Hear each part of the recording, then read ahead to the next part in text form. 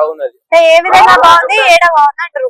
ఏం మిస్అప్రొబేషన్ అవినీతి ఏం లేదు. వాళ్ళు చాలా సిద్ధ నడిపిస్తారు. కేసీఆర్ ఉన్నప్పుడు అయితే మొత్తం లూట్ చేసిండు చాలా ఘోరంగా. ఇప్పుడు 6 గ్యారెంటీలు అన్నాడు. 6 గ్యాప్ చేస్తాడమ్మా, ఏమున్నది ఇవాళ కూడా రేపు చేస్తాడు. అంత దోసుకొని పోయిండు కదా కేసీఆర్. అంత కొడుకో వదికు బిడ్డ వదికు అందరు ముంచారు. ఏముందా ఇప్పుడు నిదానం చేస్తుండ ఆయన. అంటే ఉచిత బస్సు పెట్టడం కాదమ్మా, అయితే చేసిన కాదు చాలు. దినసరి సరుకుల మీద పప్పు, ఉప్పు, నూనె వీటి మీద రేట్లు పెంచుతున్నారు. దానికి మనం ఏం చేస్తామమ్మా, అది పెరిగితే దాని గురించి కానీ రేవంత్ రెడ్డి మంచిగా ఉన్నది. ఇప్పుడు రేవంత్ రెడ్డి ప్రభుత్వం మంచిగా ఉంది అని అంటున్నారు. ఇదే ప్రభుత్వంలో వైద్యం, విద్య ఎలా ఉంది అసలు? బాగానే ఉన్నది.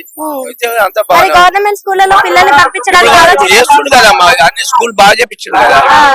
రైతు రుణమాఫీ అని చెప్పాను. అయ్యేళ్ళకి అవుతున్నాయమ్మా.